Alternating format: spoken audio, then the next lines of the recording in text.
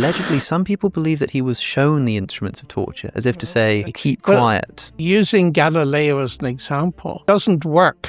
If you look at what actually happened, the first people to criticize Galileo was not the Catholic Church. It was the... Are science and religion in conflict?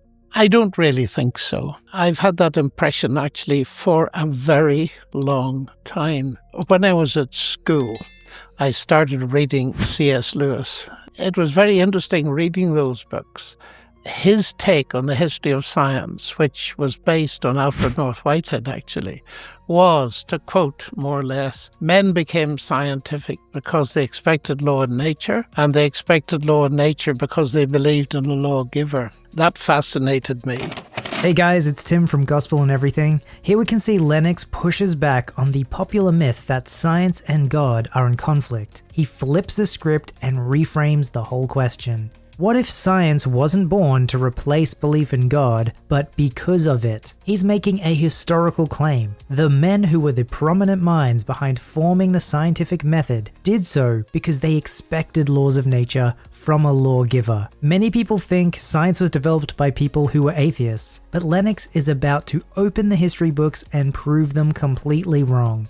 A little bit more research showed me that if you take modern science, I'm not talking about medieval science, modern science, and you start with people like Galileo, and then you move on to Kepler, Newton, and so on. These people were all believers in God with slight variations on it. And it seemed to me there was a pretty close connection between their theism and their approach to science. And in general, historians of science, John Hedley-Brooke, professor of science and religion here, and he was very cautious, but he said there certainly does seem to be a connection between the biblical worldview and the rise of modern science. So sometimes I say to people who ask me that question, I'm not remotely ashamed of being a scientist and a Christian, because arguably it was the Christian worldview that gave me my subject. So I think there's a deep resonance there. As someone who has both a mathematics and theology degree,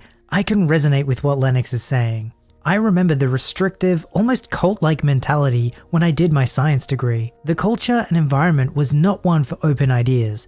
It was pretty much toe the line or shut up. It shouldn't be that way. Science was born from theists, people who were both Christian and wanted to better understand the natural world that God had made. You shouldn't be ashamed to be both a Christian and a scientist. But Lennox has found a conflict of a different kind. There is a conflict though, but it's not between science and faith in God.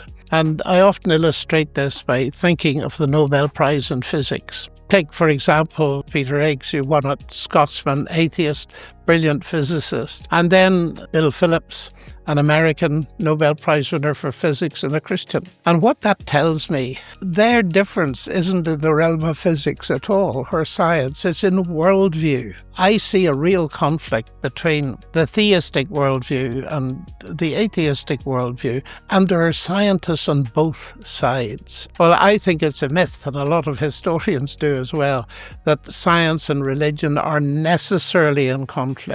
If Peter Higgs and Bill Phillips are both prominent scientists, but one is an atheist and the other a Christian, is there really a conflict between science and God? Or is it merely a conflict between the theistic and atheistic worldviews? Lennox states that a lot of historians agree with him that the conflict between science and Christianity is a myth. Listen to John Brooke, Peter Harrison, and the late Ronald Numbers, all professors of history, on their views of science and religion. And scientists have often themselves been deeply religious, not always orthodox, but very often deeply religious.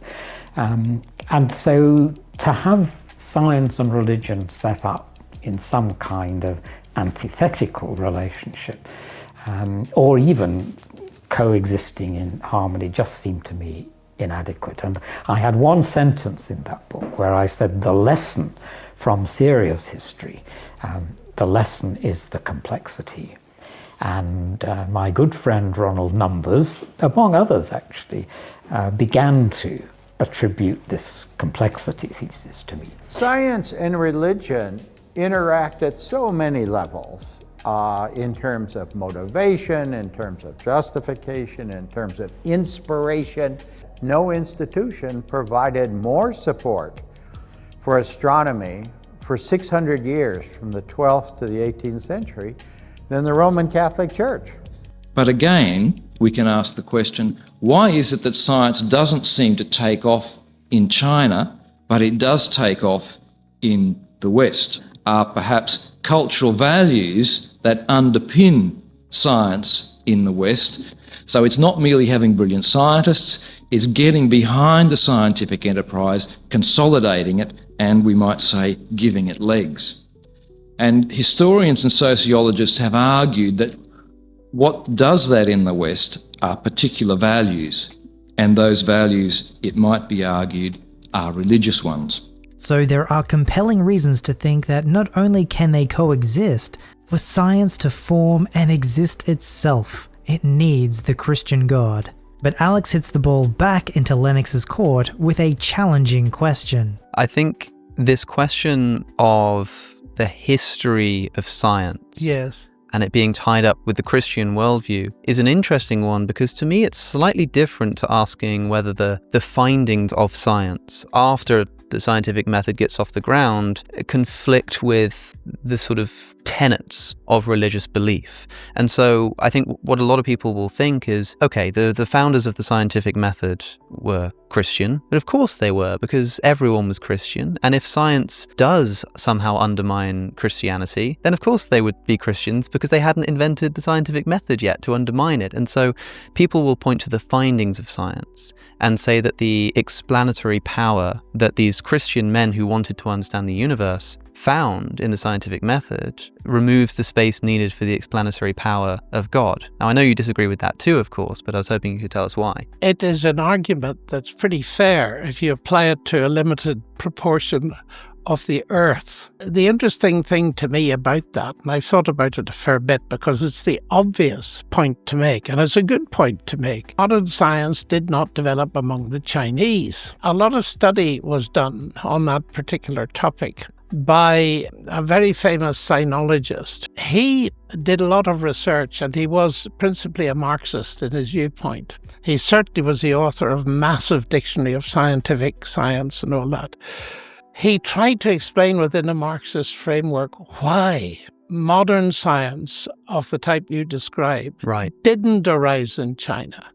And the conclusion he came to was it was a difference in a fundamental presupposition. The idea that there was a unification in the sense that there was one creator who had created the universe and created the human mind to study it, and the Chinese didn't have that. That was his view. So it seems to me that is an interesting response to this. If you take the whole world, modern science arose in a particular place, in a particular time, where in a sense the general background was Christian. But on the other hand, it didn't arise where the general background was very different.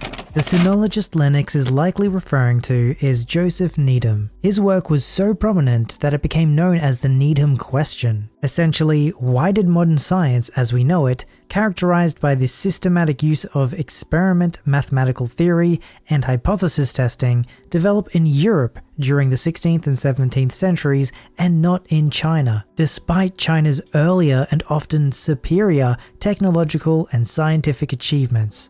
Needham concluded that in the East, there was no confidence that the code of nature's laws could be unveiled and read, because there was no assurance that a divine being more rational than ourselves, had ever formulated such a code capable of being read. In other words, because the Chinese believed in a pantheon of spirits and gods, they had no expectation for nature to behave universally the same, unlike the Christian God, who is the lawgiver over all the heavens and the earth. But one question Lennox struggles to answer relates to Islam and their golden age in their advancement in mathematics and science. So two questions come to mind for me. One is the question of the so-called golden age of the Islamic world, with particular reference to mathematics, Yes. which will make people think, okay, science arises in the Christian West, but we also have this rich tradition of science and discovery within Islam as well. And the extent to which you said it depends which religion you're talking about, I wondered if you had a view on whether Islam can be similarly credited with scientific knowledge. My field is algebra, and the word algebra comes from al-jabr, which is an Arabic word. And in the Islamic world, you had tremendous understanding of observational astronomy, ways of solving equations and so on, and back into the Babylonian world. So we had certainly a great deal of stuff that was transmitted forward and helped. I would say helped enormously, but in the sort of innovation and experimentation and all this kind of thing, the vast steps forward taken by people like Galileo, Kepler, Newton, they didn't get that far, but we must credit them. Here Lennox gives credit where credit is due. There were great advancements in science, particularly in mathematics and astronomy, but the question still remains. What happened? Why didn't it advance? Dr. Peter Harrison speaks to this point. I think in the case of Islam, to some extent, it's relatively simple, and it's to do with the demise of Islamic civilization, and necessarily every aspect of the culture struggled, and so that's just a pure historical contingency.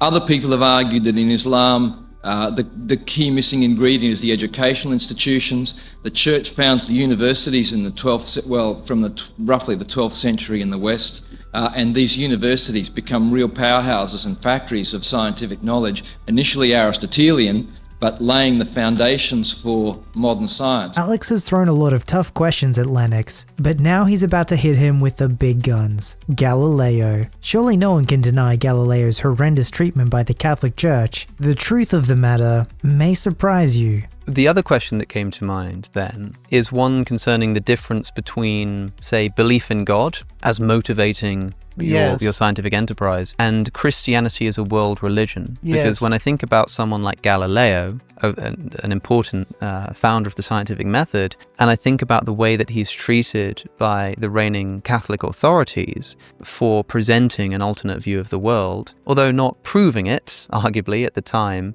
running into a bit of trouble and ending up finishing his life in house arrest in Tuscany. Rather luxurious house arrest. Yeah, he got it quite well. I think this idea that he was tortured for his beliefs is a mistaken one, although allegedly some people believe that he was shown the instruments of torture, as if to say, keep quiet. Here again, using Galileo as an example doesn't work.